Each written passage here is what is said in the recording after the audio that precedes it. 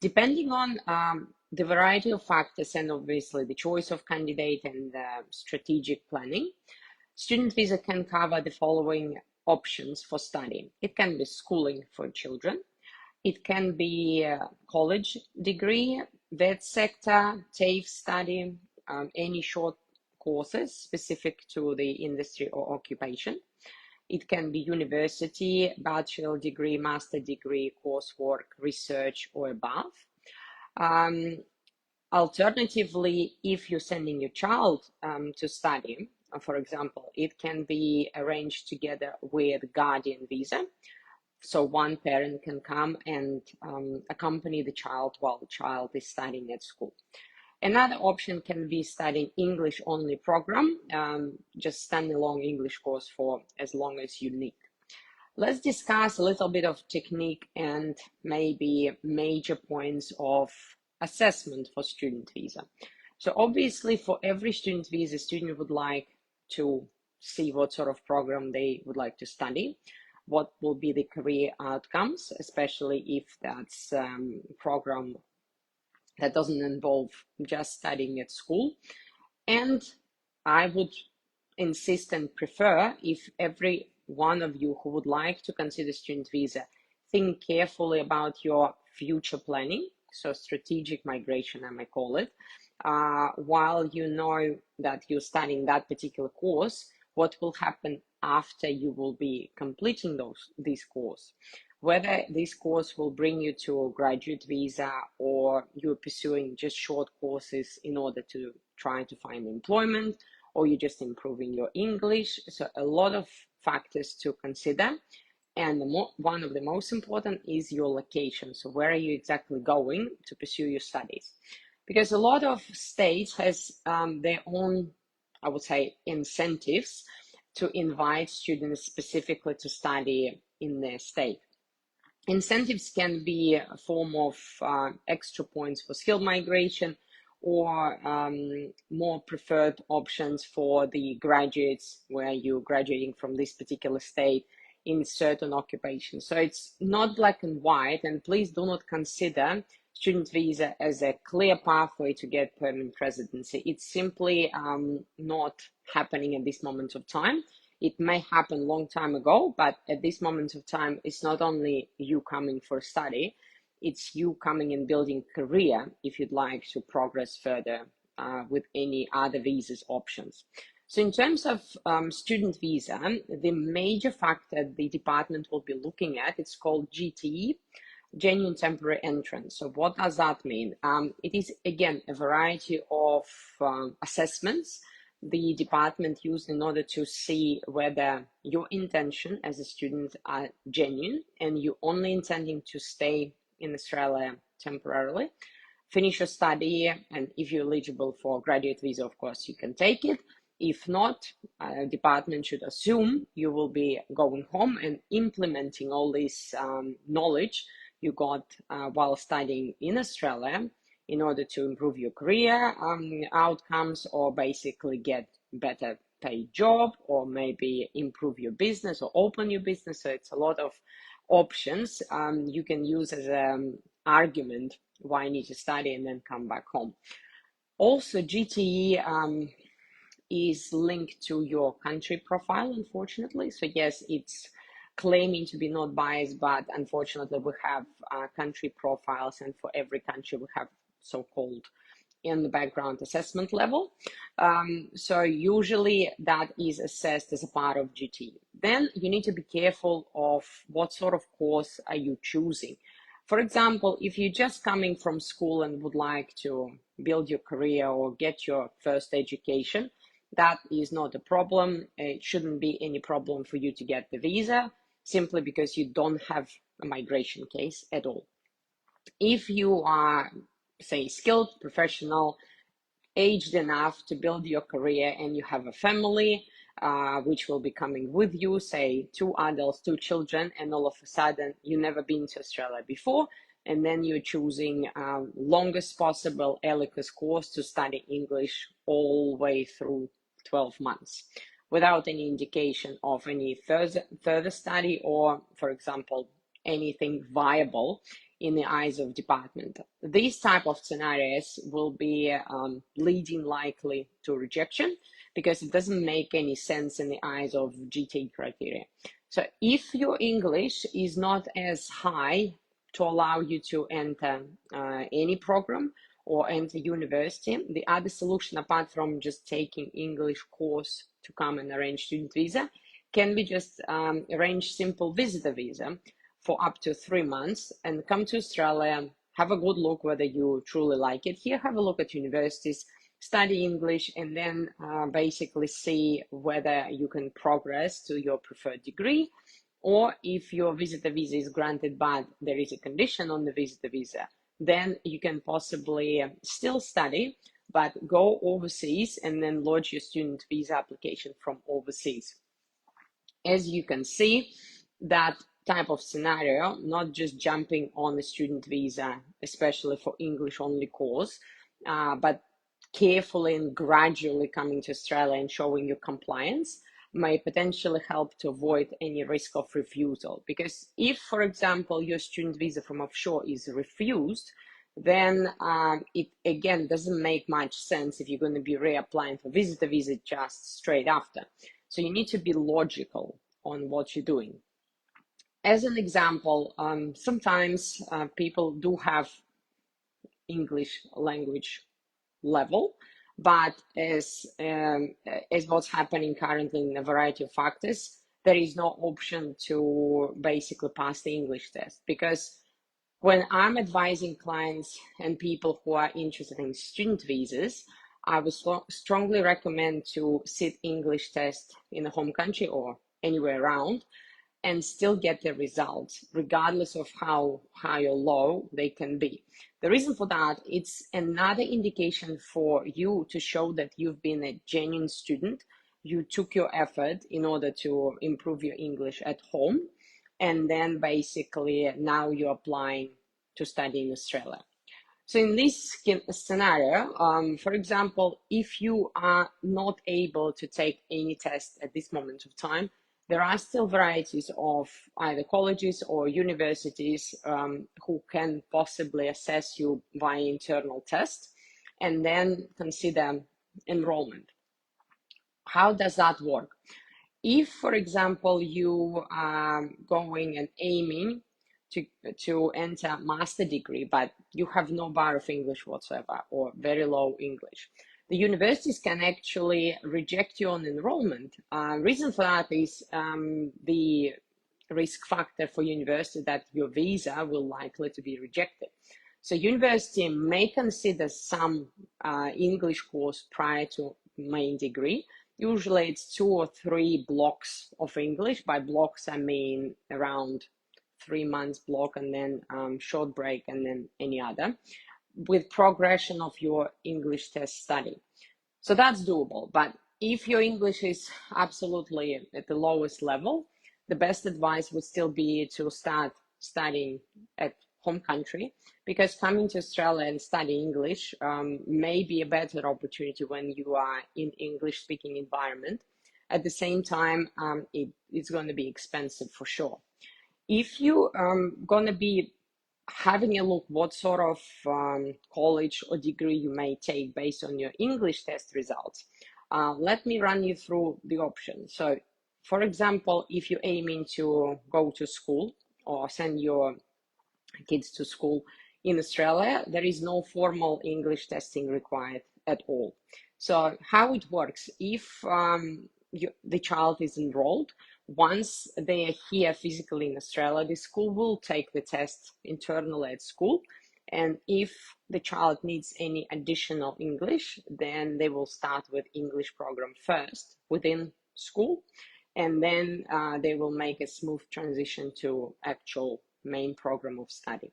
Then in this domain, obviously the study process will take longer, and the child possibly will graduate school at a bit later age.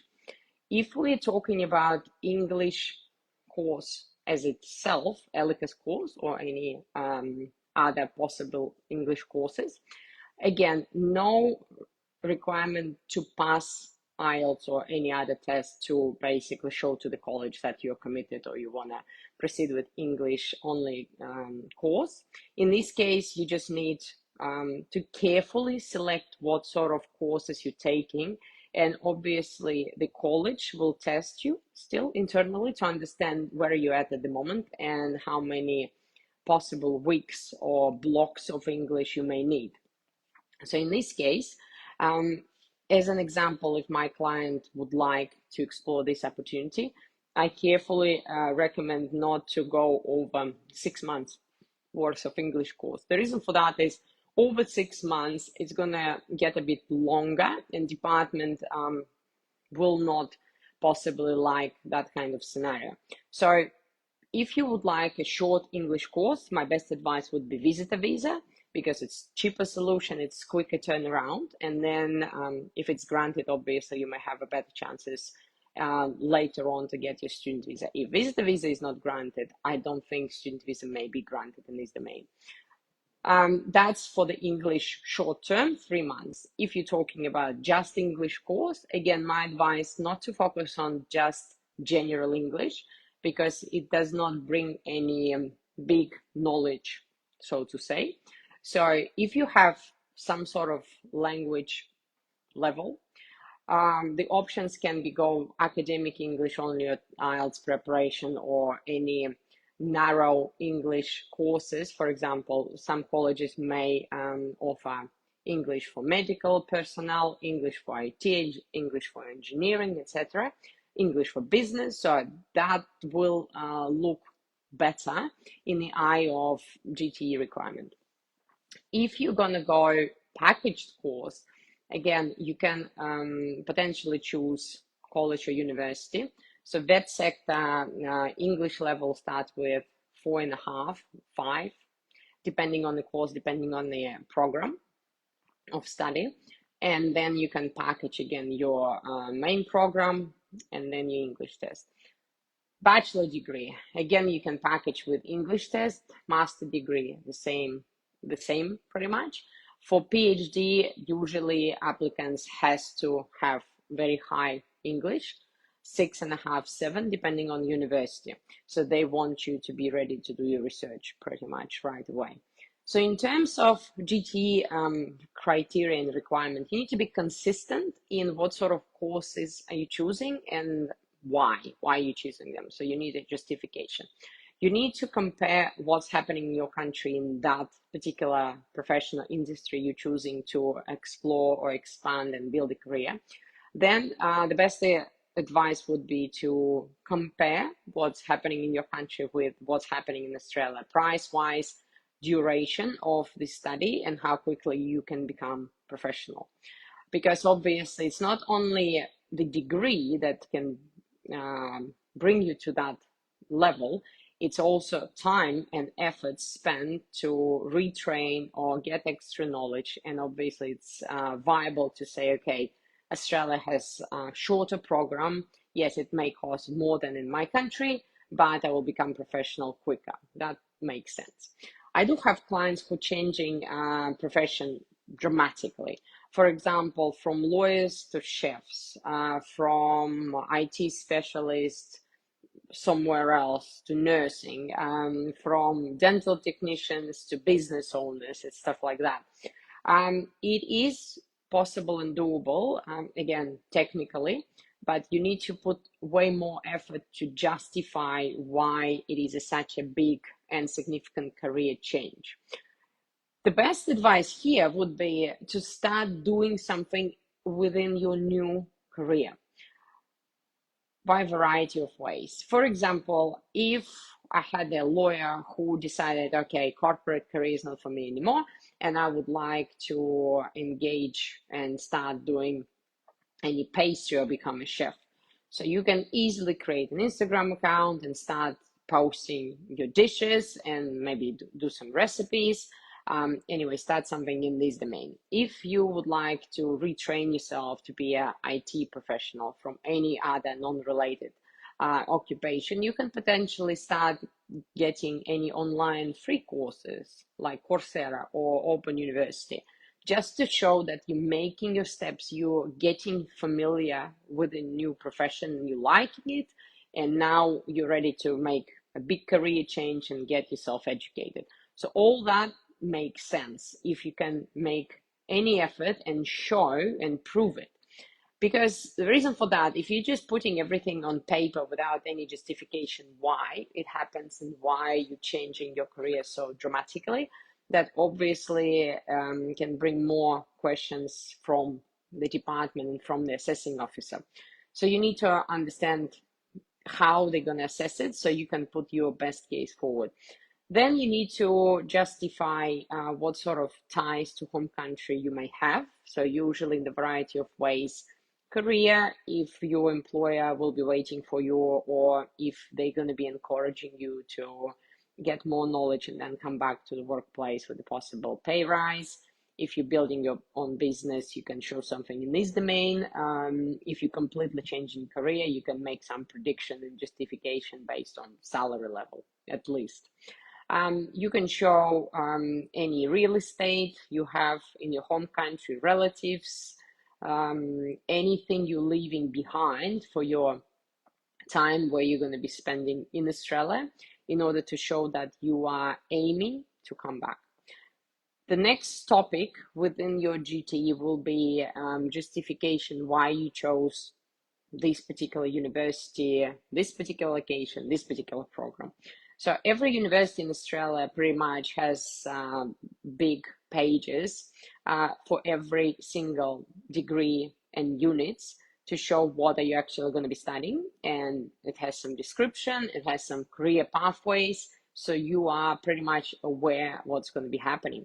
So from your point of view, my advice is just to combine that in your GTE, showing that you actually got familiar with that and how you see why these subjects, why these topics or units of competency will be useful for you specifically to build your career, or again, to set up your business or expand, etc., depending on your justification. So you need to also make your rough research, understand if specifically if you haven't been to Australia before, you need to use online resources in order to basically research where you potentially will be living in Australia, like close to campus, on campus, how you're going to be managing your life in that particular location. Then, if you're bringing your family with you, the best advice here would be to put some words why they're coming with you, especially if your spouse may have any big careers at this moment happening in the home country. You can justify children, of course, as a parent, but taking the spouse with you also will depend on his or her resume, what's happening in their lives. So it's worth mentioning why it's happening like this. Then next topic would be your financial situation. So you need to show certain financial requirements for student visa. And then obviously you need to justify where this money is coming from. So preferably and usually it's coming from your income from your previous career, or if that's not you or not your partner, then it can be your parents at least. So any third party except for your parents or your partner cannot provide you specifically with any financial deposits or money towards your student visa. So they can obviously lend you money, but they cannot provide their own financial records for your student visa. Then basically, if you ever been to Australia, it obviously will work in favor. If you haven't been to Australia, then it's worth mentioning all your travel history. If you ever have any visa problems or visa cancellation refusals, it's again worth opening up and basically justifying why that happened, what did you do or what didn't you do that led to that situation. So your GT statement can be pretty lengthy, and I encourage clients to do it all in details and obviously unique. Don't copy paste somebody else's statement, even if they got the visa in the past, because obviously every single statement will be 100% unique. You cannot copy paste. It's a very personal and private situation.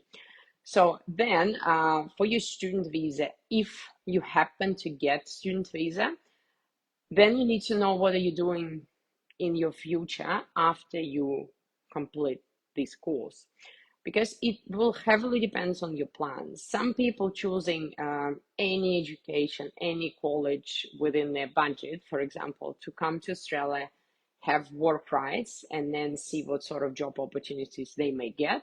If they have already a case for employer-sponsored visa or state-sponsored visa, again, depending where they're going to be located, it's worth having a look on the requirements and aim potentially to satisfy those requirements.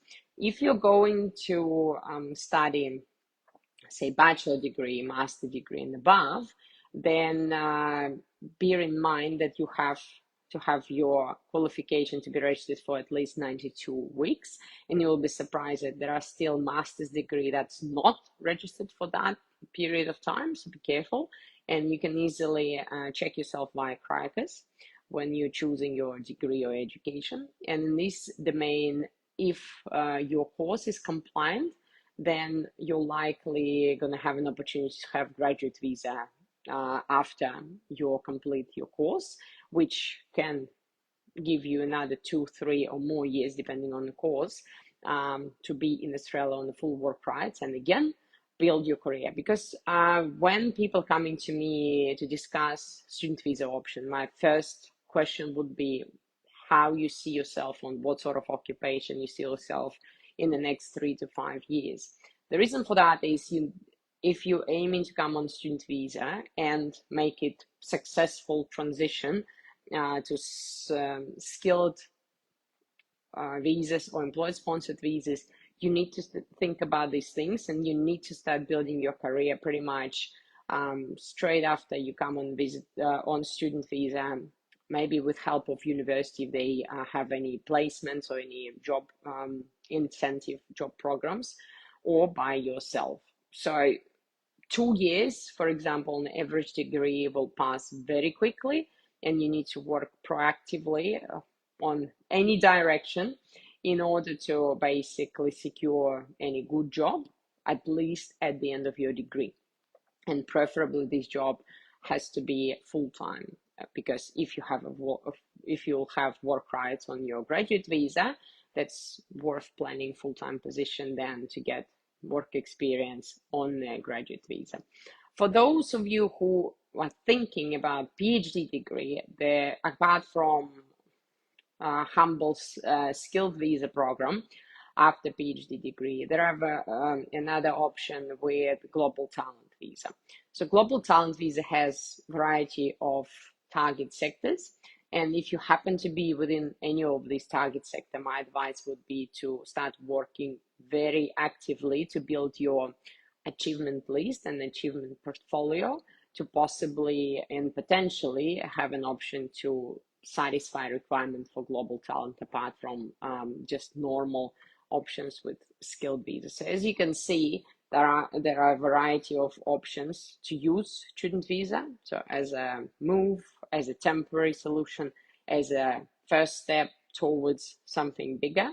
Of course, during the student visa time, if you're single, you can potentially search for partner.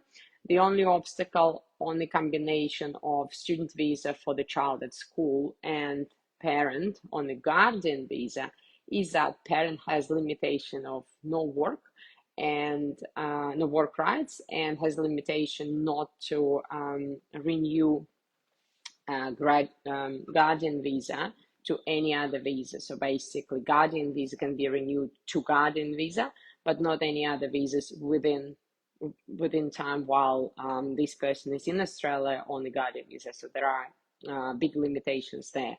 Apart from that, today's practice for student visas, they are getting granted. Yes, there are a bit of delays, and universities are very slow at this moment of time, especially if you considering entering bachelor degree, master degree, or above.